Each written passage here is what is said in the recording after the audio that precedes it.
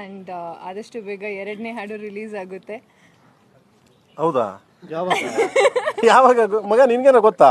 ಹೇಳ ಅಪ್ಪ ಹಾಗಾದ್ರೆ ನಾವು ಹೋಗ್ತೀನಿ, ನನಗೆ ಗೊತ್ತಿಲ್ಲ ನಿಜವಾಗ್ಲು, ನನಗೆ ಗೊತ್ತಿಲ್ಲ 2ನೇ ಹಾಡು ಯಾವಾಗ ರಿಲೀಸ್ ಆಗುತ್ತೆ ಅಂತ. ಇಲ್ಲಿ ಯಾವಾಗ ಮಗನೇ?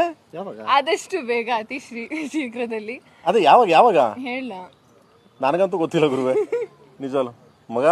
ಇದ್ಯಾರ ಯಾರೋ ಕೇಳಿದ್ರೆ ನನಗೂ ನಿಮ್ಗೆ ಇದಕ್ಕೂ ನನಗೂ ಸಂಬಂಧ ಇಲ್ಲ ಮಗ. ಎಲ್ಲ ರೆಕಾರ್ಡ್ ಆಗ್ತಾ ಇದೆಯಾ? ರೆಕಾರ್ಡ್ ಆಗ್ತಿದೇನಾ? ಹೌದಾ?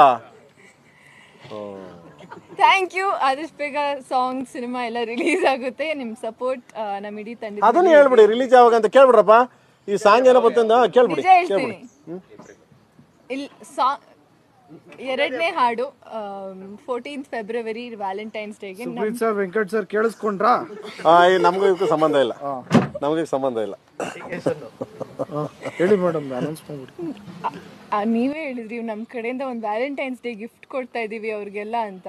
ನಾವು ನಿನ್ಗೆ ಪರ್ಸನಲ್ ಆಗಿ ಸುಮ್ಮನೆ ಹೇಳಿದ್ದು, ನಿನಗೆ ವ್ಯಾಲೆಂಟೈನ್ಸ್ ಡೇ ಗಿಫ್ಟ್ ಕೊಡ್ತಾ ಇದೀನಿ ಮಗನೇ ಅಂತ. ನೀನು ಹೋಗ್ಬಿಟ್ಟು ಊರು ತುಂಬ ಹೇಳ್ಕೊಂಡ್ಬಿಟ್ರು ನೀನು.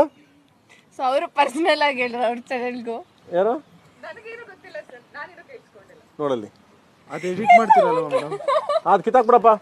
ಹಾಂ, ನನಗೂ ಇದಕ್ಕೂ ಸಂಬಂಧ ಇಲ್ಲ, ಅವರೆಲ್ಲ ಹೇಳ್ತಾರೆ. So sweet.